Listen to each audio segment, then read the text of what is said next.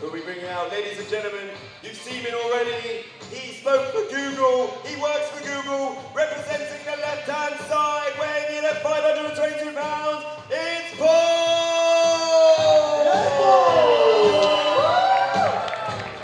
Wow, this is great. They're not even shaking hands.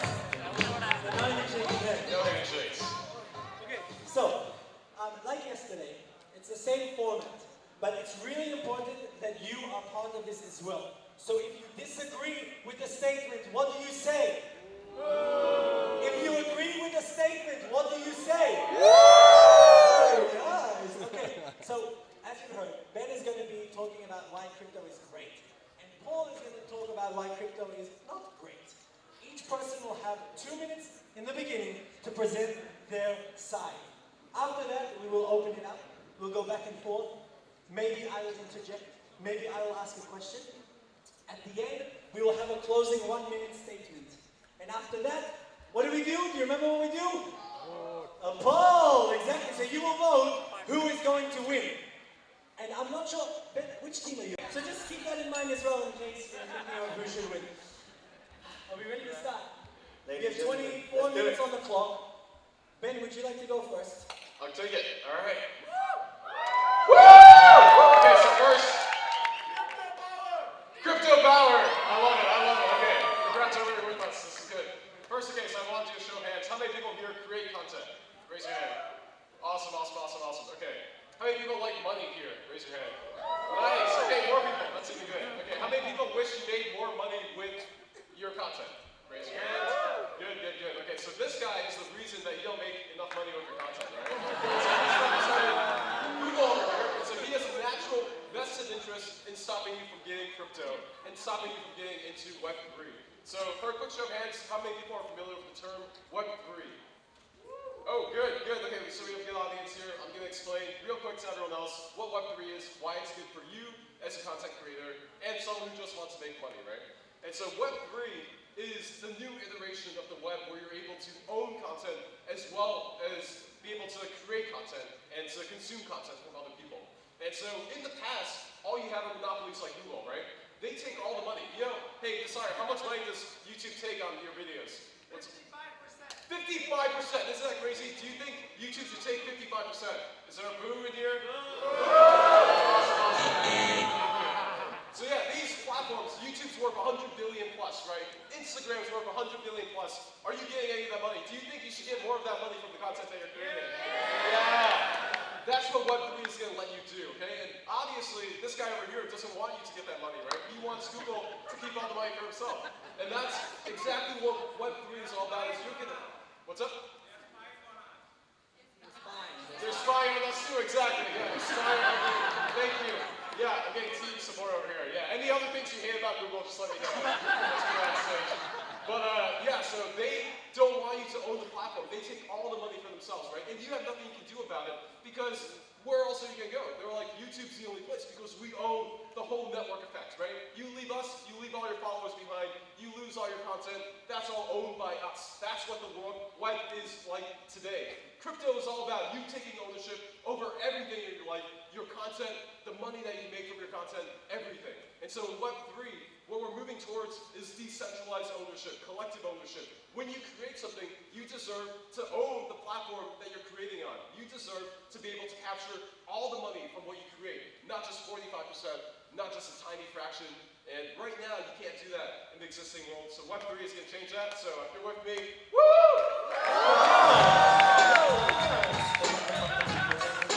Okay, Ben started. That was a very hardcore attack. You started off attacking, then you said why it's good. 2 minutes, Paul, to make some revenge. Here we go. All right. So who here likes losing money? Who here likes being scammed out of money? Who here likes having a bank account and not having access to it anymore? What, nobody? Really? Okay, then maybe Web3 is not for you. Because, so let's pretend for a fact that Web3 is not a Ponzi scheme and pump it down, whatever. Okay, so, and let's forget about the fact that, Bitcoin transactions in a year take the energy consumption of Finland, right? Okay, great. If you take away from that, there's actual people that have lost hundreds of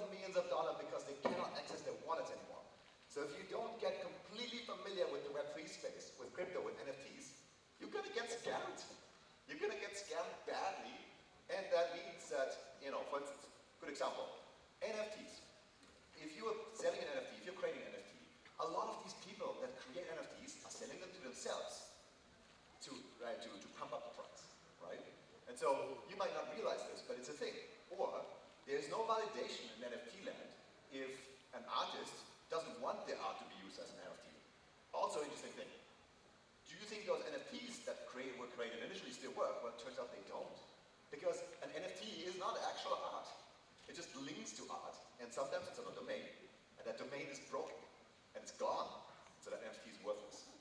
So, that's not great, right? But what's also not great is, so he wants to become a plumber. Plumber, anyone? No? Okay, so no love for plumbers. Well, it turns out, if you build your own house in the middle of nowhere, you have to be a plumber. You don't want to be a plumber. So decentralization doesn't matter all the time. What matters, and this is what Ugo talked about, is renting the right services at the right time. You really don't want to own the entire social media network or everything around it. That doesn't make any sense. So what's more important than that is interoperability. And so this is what really matters to me. So here we go. Very good, Paul. Okay. I'm gonna try and summarize in one sentence what each person said here. Okay. Essentially, Paul, what you were saying is this is something we can't truly trust. A big portion of what you were saying was you're giving things to others, and if you lose control, it's all gone. So what Ben is saying is all fantastic. If you lose the control, it's gone. And Ben, what you were saying was essentially you start off attacking. Yeah, right? Google's evil. That's key takeaway here. The premise is that Google is evil, but really gaining that independence, right? Yes. And owning everything yourself, so you do not need to rely on others to do what it is that you want to do. But I want to ask you, how do you tackle Paul's point about losing access? But before you do that, raise your hand if you've ever either been scammed, lost money, meaning your crypto, or cannot access the crypto that you've purchased. Raise your hand. Wow. Here we There go. we go. Okay, so this is an important question, Ben. Please It's a tell us. very important question.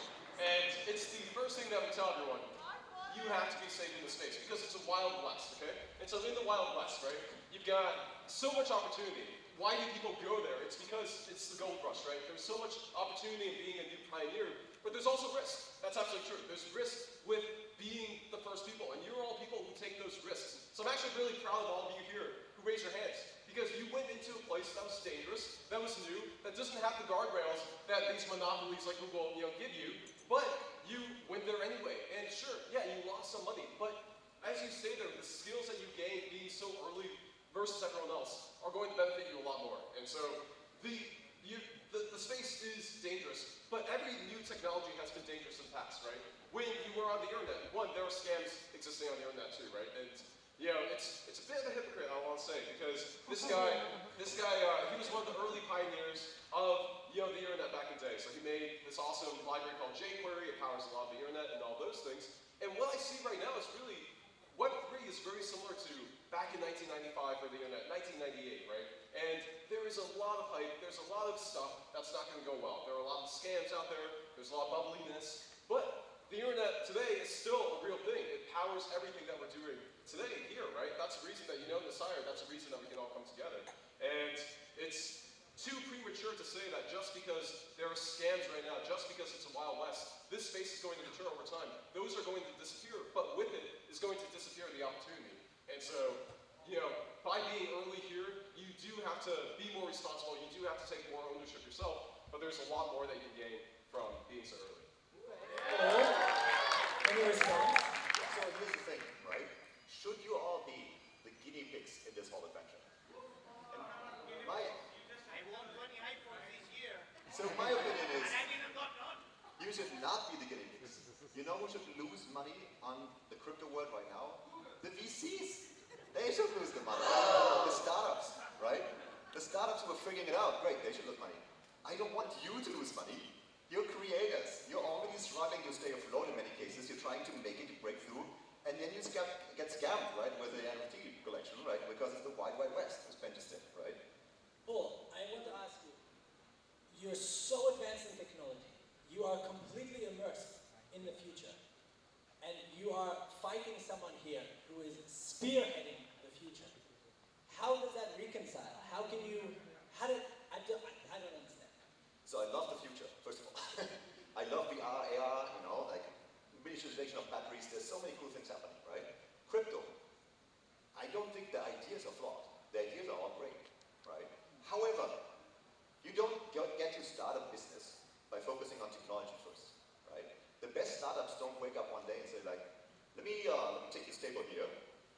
now I'm going to figure out what to do with this data, right?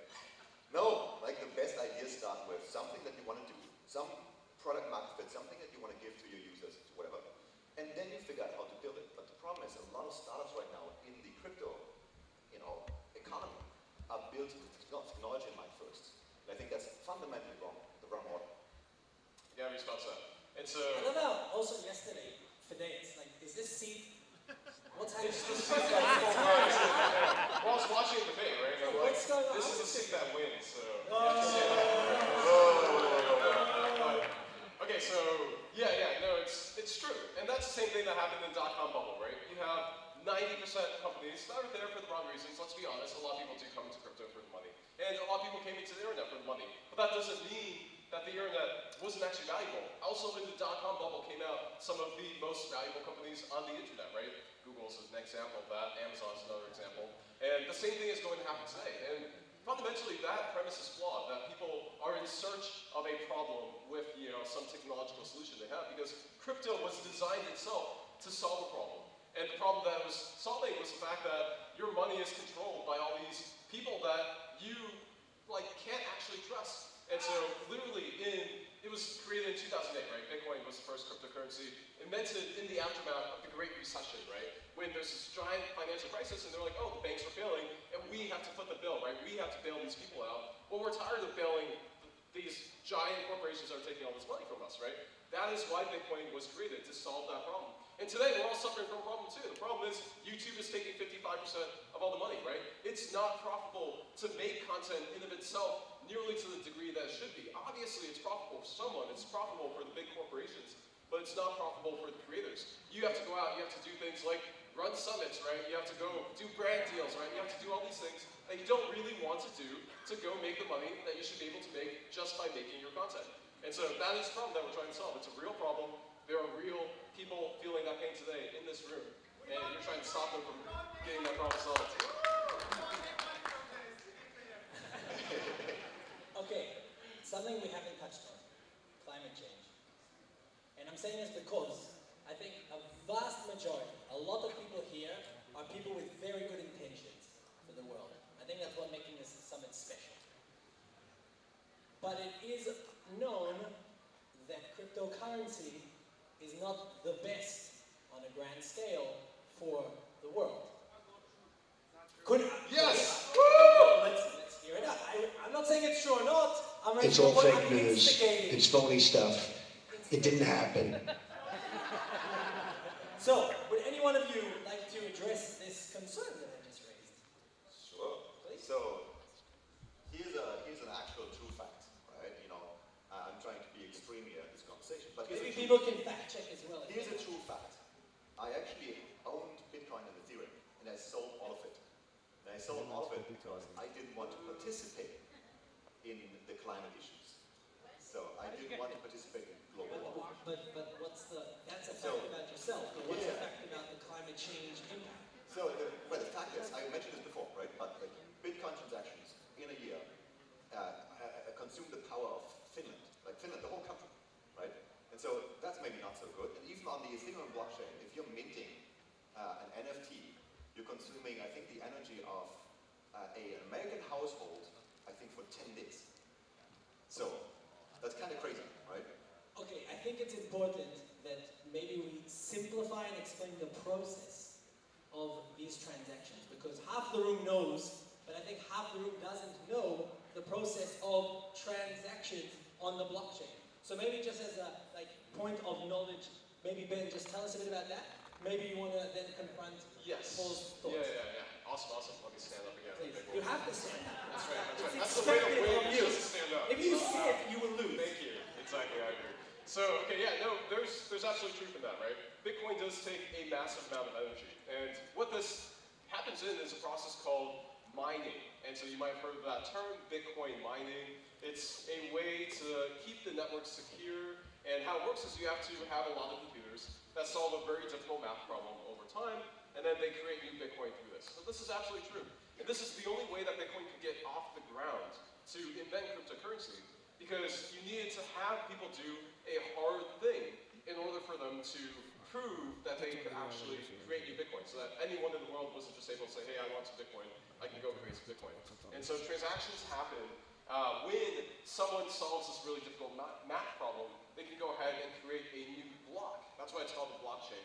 You put a new block of data onto this giant kind of ledger, database of all the transactions that happened in the past, and then you can include every transaction, Alice sent 10 ETH or 10 Bitcoin to Bob or something like that. And so that's how a transaction works, and that's absolutely right. Bitcoin takes a lot of energy. And that is just one tiny fraction of the picture, because actually Ethereum, which is the leading kind of actual platform where NFTs and all Web3 is happening, is not on Bitcoin. Bitcoin is really just for these monetary transactions as a first. Ethereum takes 99.95% less energy. In fact, Ethereum takes the same amount of energy in 4 months from now. They've invented a new technology called proof of stake as 2,100 American homes. So tiny, tiny little town in America, not a country like Finland, anything like that can power the entire blockchain. And you have to think about this as the natural evolution of technology. Remember computers back in the day, they used to fill whole houses, right, whole rooms. And that obviously is super environmentally unfriendly, right? But we needed to get through that process to invent the computers that we have today, a smartphone in your hand. That takes so much less energy. And so it's a natural progress. You're attacking a frontier technology. And you have to talk about the utility of something. It's not a waste necessarily, because the internet takes 20% of the world's electricity, right? Way more than just Finland. But we don't say the internet is a waste of electricity, because the internet is more useful. And in the same way, we don't say that Bitcoin or Ethereum, all these things are necessarily waste of energy if they're useful in the world. That's how I just thought. Well, the interesting thing is that Ethereum is not, so what he'd be comparing is proof of work, right, which is the old model of taking a lot of energy, and proof of stake. So Ethereum is switching to that, that's true. But the jury's still out whether it's going to work. So I'm very curious if it's going to work or not. But, I'm skeptical. That's great, because when you were talking, I was thinking of the next question. And the question that I have in mind is the future. Okay, we talk a lot about the present, and we're thinking of the future. There's a very strong force in the world pushing towards crypto. And I'm wondering, what do you see for the future? And I'll give an analogy that I'm thinking right now. Any parents in the house? Yeah. Parents, okay. I think, like, smartphones. I think, ideally, our kids don't always use our smartphones when they grow up, okay? But they start using smartphones because that's what's happening. There's a force, and this is a force. So what do you say to Ben about stopping this force in the future when the present is already pushing so fast? So here's my point. I guess I have to stand up for this. Yeah.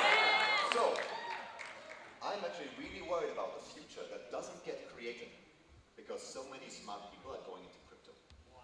That's actually what I'm worried about. Because it reminds me of advertising technology in the early 2000s and 2010s, where all the brightest people went into ad tech because they were investors and put so much money into this, right?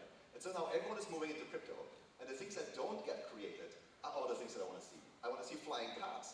I want to see amazing new consumption platforms and discovery websites, I want to see apps, that fulfill actual use cases, real problems, right? Human-to-human problems. As we heard this morning, edge to edge, right? And I don't see a lot of these things being built because so much momentum is moving into crypto, and I'm really worried about it. Okay, assuming that this actually, fulfills itself, people are able to create those things that you're mentioning. Can you just tell me, who are those people? What's the demographics? Where are they coming from when you envision this kind of technology push? Where are they coming from? You mean new technology or crypto? New technology, the things that you were mentioning. Who are those people that are creating it? So a lot of people start in, we call them fan companies, like Apple, Google, Facebook, etc., right? The tech worker industry. Okay. And so a lot of them are right now moving into crypto, that's true, right? But usually before crypto, they moved into startups that would solve, first and foremost, consumer problems, right? And now there's a lot of people in the space that are honestly taking years and years to figure things out, right? They know they want to build something on crypto, they don't know what yet. So they're iterating, they're spending all these years cycling, and it's a little wasteful. I'll tell you what I think, and then I want to hear what Ben has to say. It sounds like the people who be creating these new things are people with opportunity. Yes. And the thing about crypto, from what I'm noticing, is that cryptocurrency enables and empowers people without opportunity. So creating a level field. I want to use that and hand it over to you. If there is there merit to what I'm saying, and if so, what do you have to say to that? Team Bellic, all right. I feel like I'm swaying to hear about anything neutral. I'm very neutral. Very neutral, thank you. Yeah, you helped train our class, so there's that. Right? Anyway, so yeah, let's dive into all those points. And so there are a lot of talented people coming into crypto, and that's a good thing because I'm actually excited about the world in which we can see all the amazing things that people build with crypto in the exact same way that we saw so many people come into the internet in the bubble, right? So we have this .com bubble, and that was, in a lot of ways people say, okay, that's a bad thing. A lot of people, VCs, whatever, they lost their money in that space. Investors lost their money. But there's an argument, there's a large argument that is actually responsible for the internet as we see it today, because it brought so many talented people into a new technology before it was ready. Because who makes something ready? Who builds a mature internet? Well, it's really, really smart people who are coming into these new technologies, working on them, right? And so it was because there was so much money coming into the space that we were able to develop the internet into what we see today before a time where it was ready. It's this natural paradox, right? And so it's the same thing that we see with crypto. Crypto is not just this one evil thing that's taking away opportunities. It's, again, we're trying to say it's something that is going to reward everyone. It's going to make people's real life problems a lot better. And you're absolutely right. It gives a lot more opportunity. For example, some of my best friends in NFTs are part of this African collective. There's one of my most favorite artists. You probably know him if you've seen my course, Vintage Mozart. He's from Zimbabwe. He has never sold his art before in his life. He went 7 years making art, never sold a single piece. Now he regularly sells his pieces for $5,000 to $10,000 as NFTs. And there's no way, as an artist in Zimbabwe, you would ever be able to access a global market of people who are willing to pay that much for your art, right? The art world is an extremely Western concept. It's really gated to people who live in the Western world. And so that is how crypto breaks down all barriers, because there are no barriers. You can do whatever you want. No one is going to stop you. Whereas what you're saying right here is opportunity should be kept to just people in Silicon Valley, people who work for Apple, who work for Google, all these companies. These are the only people who can build things in the existing world. In crypto, any smart person, anyone in the world can go and just create whatever you want to see, make the world better. Look at that Polygon on here later today, right? They were just random people in India, right, who created a $13+ billion company that now runs everything basically in crypto that's cheap on Ethereum. And so, literally just two random people in India, right, just managed to do that. Whereas, they're not from Google, they're not from Apple. These are really smart people before who haven't had opportunity to make things, that are now making things. And I see that really exciting. I want to give Paul an opportunity to come back with what we're saying, and then we're going to do a 1-minute closure, final remarks, and then we're going to go. Okay, so Paul, smash it. So you know what's decentralized and open and available for everyone? The web. It's true. You know why I noticed? Because I was an 11-year-old building a website without asking for permission. And that got me my career start. And I was not in the tech companies. I was not, I dropped out of high school actually. I was in a small town in Germany figuring out how to build websites. So I think this is already a reality today, and I want everyone to build startups, from all the countries in the world. But I don't think you need crypto for that. I really don't think so. And so what Ben is saying, of course, crypto is good. He doesn't want flying cars, right? I say, I want flying cars. So, no, I'm kidding, right? But I really think there's a case for building other things outside of crypto, because what I actually want to say is, a lot of the startups that are currently adding crypto to whatever they're doing don't realize that they're making their lives more difficult. For instance, there's this really cool idea that, you can own Super Mario, right? Let's say you own a game character, it's an NFT, great. So now you own it in one game, and you're like, well, the idea here is that you can bring it to every other game, right? You can take Super Mario, you can bring it into Fortnite. Well, it turns out that Fortnite doesn't want you to bring Super Mario, because it costs them money to implement. It just doesn't make any financial sense. The idea is good, the dream is good, but there's no business model that supports it to bring those NFTs into different games. It's one example, but most of the time I see this with startups. It becomes more difficult. Crypto is a difficulty that adds to a startup. Okay. Okay, that sound, ladies and gentlemen, means we have come to the end of the debate. A now have 30 seconds each to summation. 30 seconds? 30 seconds. Okay, so there's going to be a final remarks. Okay, you're going to sway the audience. And after each one, you can boo and woo simultaneously. Okay, just to get you engaged. So we'll start off with, who wants to go first with the final remarks? Go first. Okay, tell us things we didn't hear. Something that's going to blow our mind. That will convince the masses to vote for you. About why crypto sucks. Go on. So I don't want you to lose your bank account. That's really important, right? I don't want you to be the guinea pigs. I want you to make money, right? I really want you to be empowered. And here's the thing. I'm going to tell you one fun fact here. He talked about the Mona Lisa yesterday, right? Who owns the Mona Lisa in crypto? Well, it turns out there's not just one blockchain. There are many, many blockchains. So now everyone owns the Mona Lisa on every single blockchain. Who owns the Mona Lisa? Come on, right? So it's not just Ethereum. So that's a problem. How do you solve for that? I don't know. But we haven't talked about it as a community. So I rest my case. Okay, Paul, I got it. You're focusing a lot on problems and the risks. Ben, take it away. 30 seconds. I'm not here to talk about problems, I'm here to talk about opportunities. So I'll tell my personal story. There were two things in my life that made things immeasurably better in every single way. And the first one is Inspire, so him making videos is just the best thing. And then the second one is crypto. And I was living on the side of the street in an RV before I had crypto. Like literally there are pictures of me eating canned corn, like in the RV, in the first video that we did together. And now, I've made millions off crypto. And that's the opportunity. That's not because I'm special in any way. It's literally just because I was able and lucky enough to be early in this new frontier. And that's what I want to see for all of you here, right? And that's what I have seen for so many people who are early in the space. There's so much opportunity here, and that's, are you going to focus on, are you happy with the way that the world is today with things that, we haven't had flying cars even before crypto, right? And so, that's not what's holding people back, right? We need new solutions to new problems that we have, and crypto is a huge part of solving those problems. Ladies and gentlemen, give it up for Paul and Ben for presenting their cases. Now it's time to get out your phones, stop video mode, start scanning the code, vote who you think has been most... Oh my goodness, keep going, give it another 1 second. Oh my goodness, what comes in? It's coming back! It's coming back! Let's count it up. 500 people decided, 500 people voted. Oh my goodness, ladies and gentlemen, we have a victory. You can stand up, you can give a round of applause for Paul. Paul has been most convincing. Crypto is not a good idea. Crypto is not a good idea. Shut me. Oh my goodness, okay. Hold on. We have to close this, otherwise someone's going to push Ben up. Can we have a victory speech? I don't know. Yes, can you give us a victory speech? How you feel, who you want to thank? Yeah, I want to thank my wife and my daughter and my family. No, this was a lot of fun. I want to thank Ben first and foremost. This was great. Thank you so much.